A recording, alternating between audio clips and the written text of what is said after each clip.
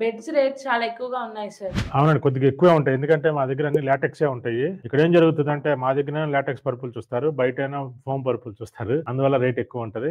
మీకు లాటెక్స్ అవసరం లేదు అంటే బయట కన్నా మా దగ్గరే తక్కువ ఉంటాయి. ఇప్పుడు 5, 6 పరుపే ఉందండి. 10,000కి వస్తది ఇచ్చారు. తీసుకోవచ్చు. బానే ఉంటది. ఓ 10, 15 సంవత్సరాలు ఏం కాదు. ఇది తీసుకోండి. 10,000 తోటి అయిపోద్ది. మళ్ళీ దీనికి ఒక జిప్ కవర్ వస్తది. ఒక ప్రొటెక్టర్ ఒకటి వస్తది. షెడ్డెడ్ పిల్లోస్ 2 వస్తాయి. మీరేం చేస్తారు మా దగ్గర ఈ 10,000 పరుపుకి చూడరు. లాటెక్స్ 4 ఇంచెస్ చూస్తారు. ఇదేనా 36,000 ఉంటది. ఎక్కువే ఉంటది.